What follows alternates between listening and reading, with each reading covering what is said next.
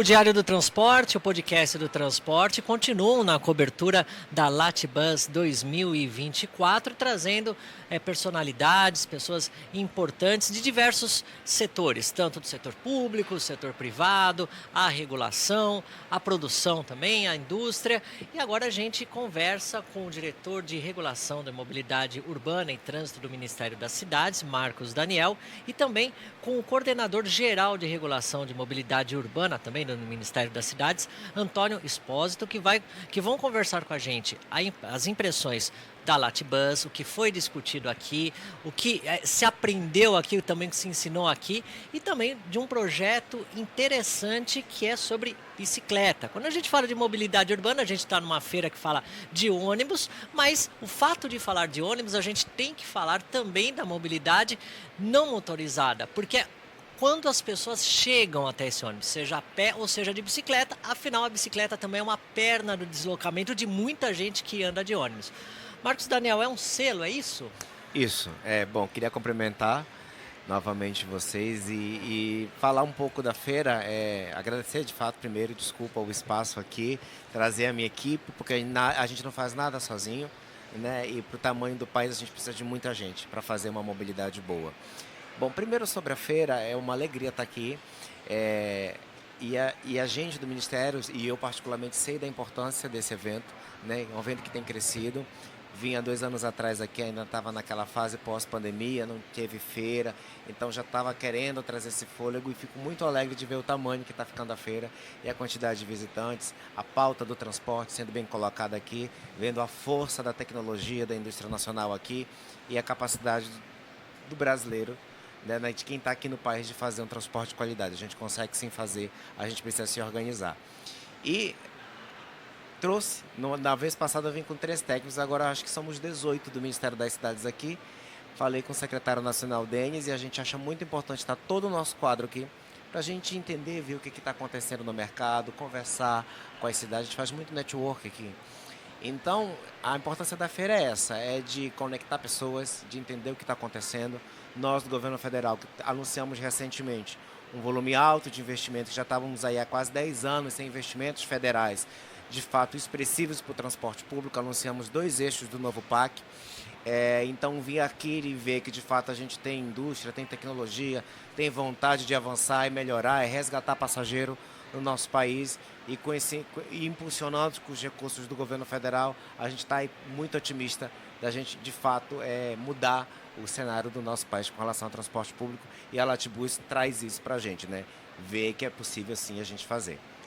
Sobre a bicicleta. Bicicleta, é o que se chama de mobilidade ativa. Isso. Aquela que nós fazemos com o nosso próprio cansaço. Estou falando isso só por conta do meu tamanho, eu não sou um grande bicicletista, nem um grande caminhante. Mas, enfim, é uma parte importante do transporte, da mobilidade urbana. Sim, o uso da bicicleta, né, e priorizar a mobilidade a pé e de bicicleta está na nossa lei de mobilidade urbana, na nossa política nacional. E o Brasil, assim, é um continente. E então a gente tem muitas iniciativas e práticas do uso da bicicleta no nosso país, desde quando foi colocada a lei de mobilidade até antes. A gente tem um programa federal, que na verdade foi instituído por uma lei, que é o Programa Bicicleta Brasil.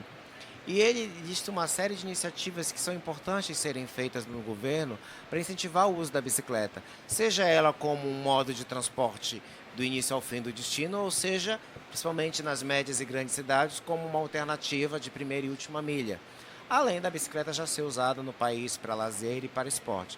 Mas o que a gente quer é fomentar o uso para o transporte, para a mobilidade. E há um grande potencial de contribuir para o transporte público se pensar projetos que integram a bicicleta ao transporte público. Então, o que o governo faz? A gente precisa conhecer e entender. Tem gente que está fazendo muito projeto de bicicleta envolvendo mulheres, saúde, educação. O Brasil é muito criativo. Então, o que a gente quer com essa premiação? Primeiro, a gente dividiu em 2 etapas e o Antônio pode falar melhor aqui as categorias para vocês.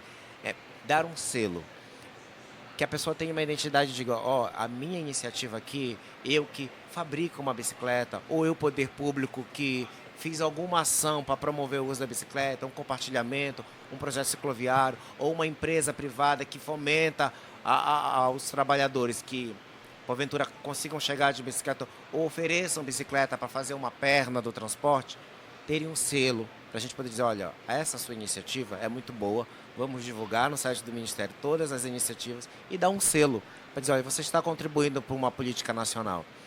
E, além de um selo, um prêmio. Quais são as melhores iniciativas para, de fato, ser premiado entre todas, porque todas merecem selo quando você se dedica a promover o uso da bicicleta, a segurança viária. Isso já precisa ter um olhar para divulgar para todo mundo que, de repente, a cidade pode fazer. Olha, eu vi no site do Ministério divulgar, eu posso fazer aqui. Replicador, replicar isso no país. Que são iniciativas que, por vezes, não demandam muito recurso, mas envolvem uma comunicação, um entendimento e uma conversa. Então, a gente quer dar esse selo para várias iniciativas, tem várias categorias, o Antônio vai passar aqui, e um prêmio, entre aquelas, as melhores. O prêmio, quando for envolver a sociedade civil, ONGs, quem está trabalhando ali de fato na linha de frente, o prêmio vai ter um recurso. Então, vão ter algumas categorias, primeiro lugar 50 mil, segundo lugar 20 mil, e o terceiro lugar 5 mil, acho que são 4 ou 5 categorias, não são? E o Antônio vai passar um pouquinho aqui essas categorias. Então, além da menção honrosa, do selo, da sociedade civil, quem está ali na linha de frente, os movimentos que dão educação na bicicleta, vão ter esse apoio aí do prêmio, além do reconhecimento, um recurso para dar continuidade ao seu trabalho. Antônio, quais são então essas categorias? Boa tarde, em primeiro lugar, obrigado pelo convite.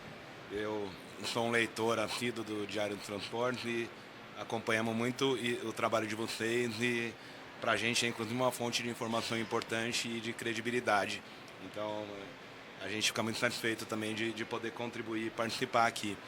Com relação ao prêmio, importante, né, em primeiro lugar, falar que o prazo para inscrição é até o dia 3 de setembro, 10 horas da manhã. É um procedimento relativamente simples, é um formulário simples, alguns documentos que tem que encaminhar. Então, no site do Ministério da Cidade. No site do Ministério tem todas as informações explicadinhas. A gente procurou fazer o mais simples possível para não dificultar muito, né, para não burocratizar muito o processo. E podem participar tanto órgãos do poder público, então desde prefeituras, empresas públicas, órgãos estaduais, federais, também empresas do setor privado, e aí de todo tipo, tanto empresas do setor de bicicleta, quanto empresas grandes ou pequenas que não sejam do setor, mas que tenham alguma iniciativa para incentivar os funcionários a utilizarem a bicicleta, instituições acadêmicas também, que tenham trabalhos nessa frente de ciclomobilidade, e organizações da sociedade civil, que são, em geral, ONGs e movimentos sociais. E dentro desses 4 grupos, a gente tem as categorias e, como o Márcio falou, né, vão ser premiados os melhores em cada categoria. Então, a gente convida todos a participar. A gente fica à disposição também para tirar qualquer dúvida. Tem um e-mail lá na página do Ministério das Cidades. Tá bem fácil de achar, até colocando no buscador ali, Prêmio Bicicleta Brasil, já encontra facilmente. E acho que foi uma iniciativa muito feliz do Ministério, a primeira edição do prêmio, né? O selo já existia, mas ele estava um pouco parado e a gente está retomando agora com uma roupagem mais moderna. E o prêmio a gente quer que esse ano seja de muito aprendizado, mas que ele seja todo ano, né, Márcio? Que ele se consolide dentro do Ministério como uma iniciativa importante. E principalmente para nós é importante ter um banco de boas ideias, um banco de boas iniciativas que possam ser replicadas por outras entidades. E essas categorias especificamente, quais são essas categorias? Sim. Nas categorias direcionadas a organizações da sociedade civil, são as categorias de segurança viária, sistema de informação e redes, mobilização e incidência política e fomento à cultura da bicicleta. Além disso, para o poder público, o setor privado e instituições de educação, tem mais 2 categorias. Uma que é projetos, planos, programas de urbanização e outra que é ações de incentivo ao uso da bicicleta. É importante só deixar claro, e até para evitar qualquer frustração depois, que a premiação em dinheiro ela é só para as organizações da sociedade civil, mais para as outras, né, para os órgãos públicos, para as empresas privadas e para as instituições acadêmicas. Também tem o troféu, o certificado, o prêmio. A gente acredita que para essas instituições é muito mais importante o reconhecimento do que um valor que para essas instituições acho que não seria tão significativo. Já para as organizações da sociedade civil, a gente entende que esse valor pode contribuir e a gente até recomenda que esse valor seja reinvestido para melhorar a iniciativa que for premiada. E às vezes até uma iniciativa simples, a organização da sociedade civil ou mesmo a empresa, poxa, mas a minha ideia é tão simples, é tão simplória, mas às vezes é essa ideia que o Brasil precisa.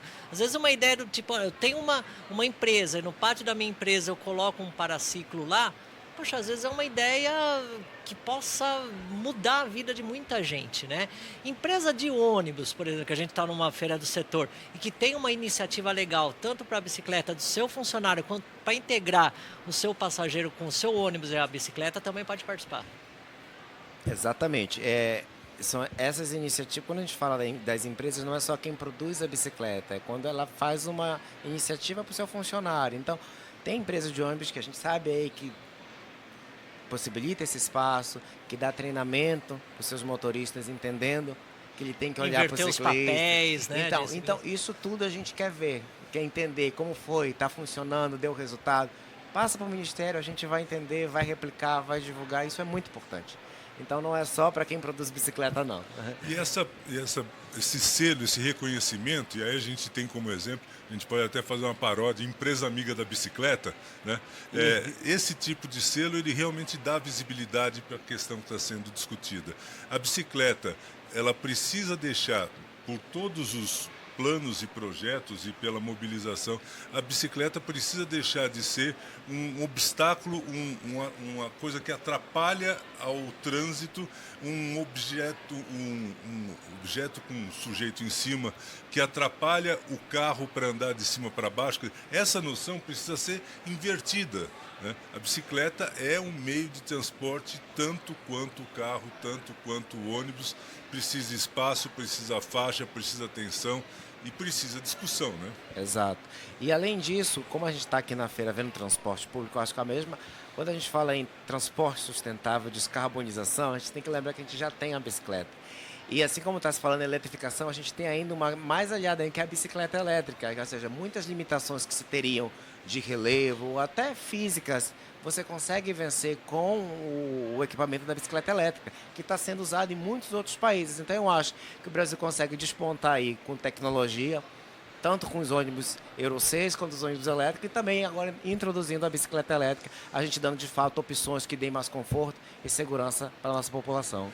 Marcos, eu queria fugir um pouquinho do nosso tema. A gente se prometeu falar só de bicicleta, mas Marcos Daniel é a pessoa que fica enfrentando todas as questões que se referem, por exemplo, além do marco regulatório, tem as 21 regiões metropolitanas que estão sendo estudadas pelo BNDES e todas acabam caindo numa conversa com você, junto com o BNDES, e está rolando muito entendimento. Como é que está, nesse momento, essa questão? Muito trabalho, mas um trabalho que cansa, mas é um trabalho gratificante. Se questionava muito que o país precisava de uma coordenação, que o país precisa, de fato, avançar na discussão do transporte público, no financiamento, na regulação, em várias frentes. E o Ministério está trabalhando, puxando para si essa coordenação nessas várias frentes.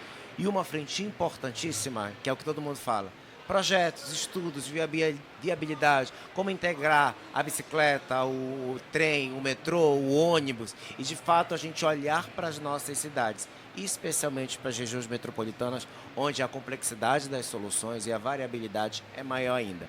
Então esse estudo começou, está sendo feito, já estamos trabalhando os primeiros produtos, diagnóstico nas 21 cidades, imagine 20 reuniões com 21 cidades, ainda bem que tem agora tecnologia para a gente poder fazer isso, acessar dados de telefonia, dados de bilhetagem. A gente está vendo aqui na feira a quantidade de empresas que trabalham com bilhetagem, que trabalham com tecnologia de rastreamento, para ajudar a planejar, para ajudar a entender, primeiro, o diagnóstico dessas regiões metropolitanas, o que já está sendo feito, o que foi feito e o que precisa ser feito.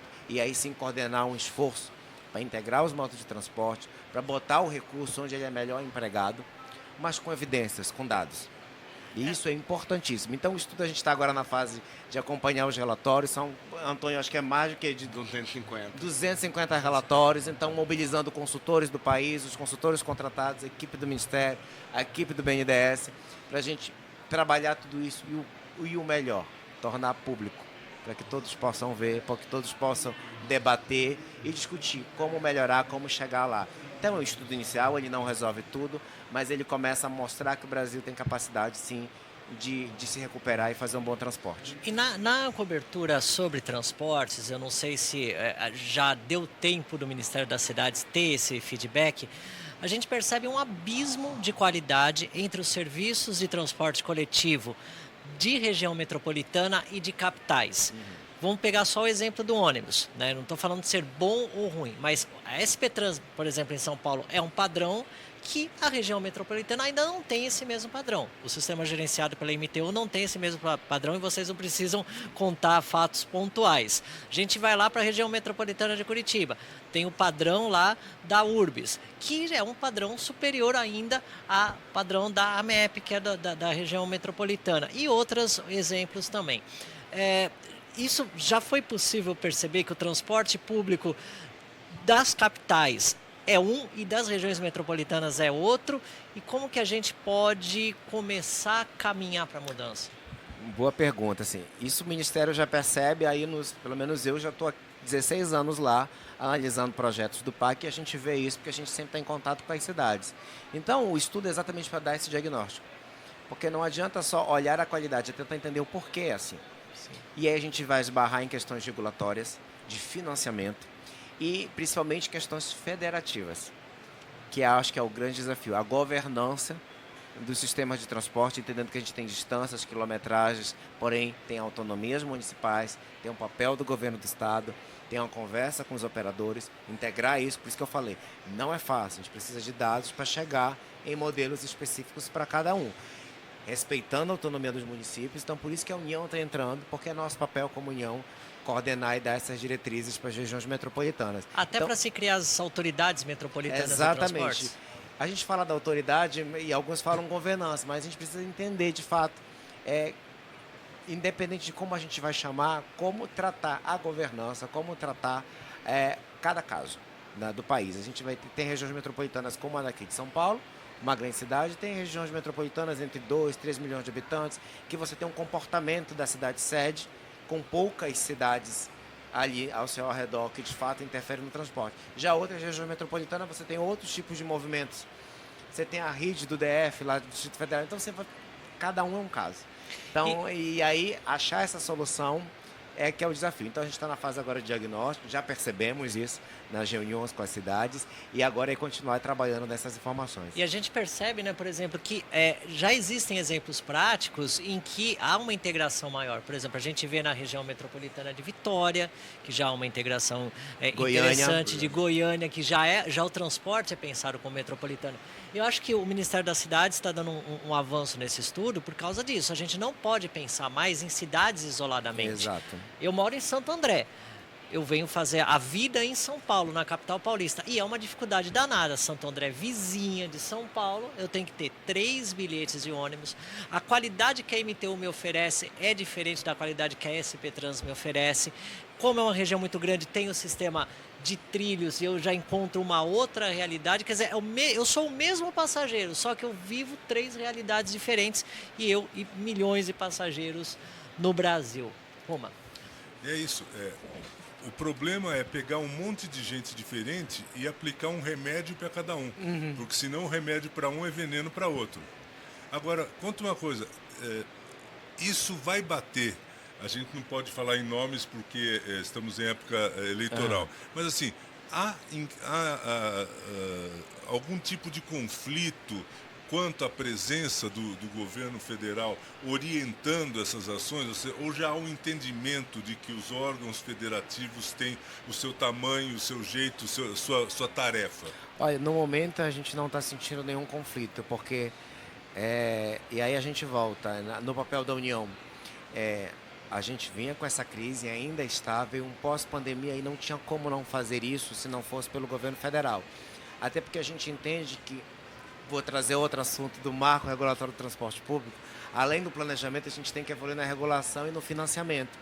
Então, a gente tem que trabalhar isso em conjunto. Então, se há uma vontade do país como um todo de mudar a forma de financiar o transporte público, de ter mais uma participação de prefeitura, estado e União, de não depender mais só de tarifa paga para o passageiro, e a gente vai estar botando agora recursos de toda a sociedade, então a gente tem que sim se planejar, se conversar, trabalhar a governança, porque assim, já começa no texto do marco legal, é dever do Estado. O Estado é município, é prefeitura, governo do Estado e União e todos os que o compõem, o Legislativo, Judiciário e Poder Executivo.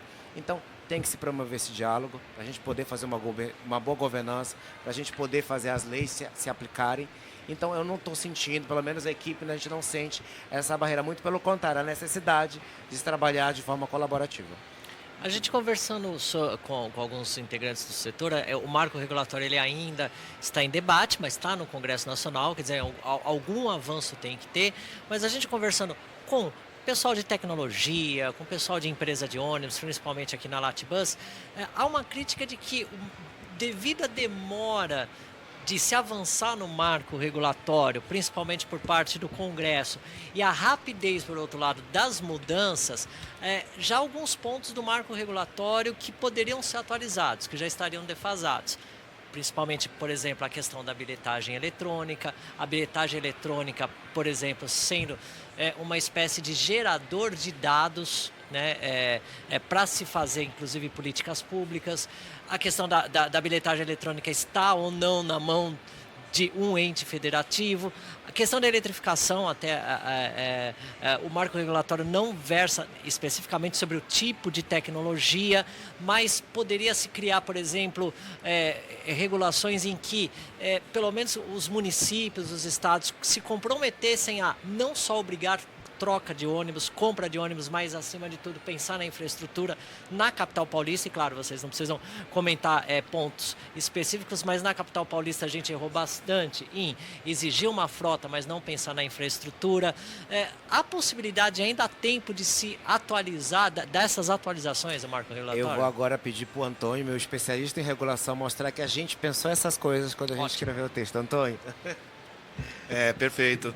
A gente já está trabalhando, né, enquanto o marco legal vai tramitando, então pensando para frente, né, depois que ele for virar lei, a gente vai precisar regulamentar ele com outras leis e ainda decretos, portarias e caderno de referência do governo federal para os municípios, né? Então a gente já tem começado esse trabalho e a gente está discutindo muito dentro desse projeto de lei o que a gente deve deixar um pouco mais flexível para que a gente possa ir ajustando ao longo do tempo. Mas, além disso, já no presente, o que a gente já tem ouvido de muitos secretários municipais e estaduais, que eles já estão incorporando na sua atuação algumas diretrizes do marco legal. Então, o teu exemplo da bilhetagem eletrônica, ela é uma diretriz muito forte do marco legal de que se tem a bilhetagem eletrônica independente do transporte, para que você possa ter mais dados, né? E até uma melhor auditoria dos dados a partir do momento que o subsídio vem aumentando no setor. Então, e a gente já tem ouvido que muitas prefeituras e secretarias já estão fazendo isso. Então, a gente vê que o marco ele já é uma ideia muito forte, mesmo sem ainda estar aprovada. E outro aspecto muito importante, até complementando um pouco das respostas anteriores do Marcos, é como isso tudo encaixa dentro de uma agenda que talvez em 1 ou 2 anos a gente tenha instrumentos muito mais adequados para a mobilidade urbana do que a gente tem hoje. Se por um lado o programa de aceleração do crescimento ele é um grande pacto nacional de investimentos interfederativo, né? A estratégia nacional vai trazer para a gente bons projetos, então não adianta a gente ter dinheiro sem ter bons projetos. O marco legal vai trazer para a gente um arcabouço legal e uma segurança jurídica maior para os investimentos e para todos os envolvidos. E em outra frente a gente está começando agora o trabalho do Plano Nacional de Mobilidade Urbana, que vai trazer uma visão de longo prazo. Então, em alguns anos no Brasil vai estar com tudo isso. E aproveitando um pouco também da pergunta anterior, né, essa é uma agenda do país como um todo, não é uma agenda só do Ministério. Tudo isso, incluindo o marco legal, foi construída em conjunto com a Frente Nacional de Prefeitos e Prefeitas, a Confederação Nacional dos Municípios, os secretários estaduais, por meio do Conselho de Secretários Estaduais de Transporte e Mobilidade, o Fórum de Secretários Municipais também. Então, e Fabricantes, obviamente, a NTP. operadores, fabricantes, a NTP, o IDEC, representando o Instituto de Defesa do Consumidor, representando, nesse caso, os passageiros, né? Então, de forma... E até o pessoal da bicicleta também, a União dos Ciclistas do Brasil, deu contribuições muito valiosas para o marco legal do transporte público coletivo. Então, o setor está, talvez pela primeira vez na história do Brasil, o setor está muito unido em busca de objetivos comuns, né, e de soluções para a mobilidade. Então, a gente fica muito feliz de ver o setor avançando e a várias mãos, né? Não é nada que está sendo trabalhado sozinho pelo governo federal. Muito bom. Marcos Daniel já é um cliente antigo Sim. do podcast de diário, mas a gente vai insistir e agora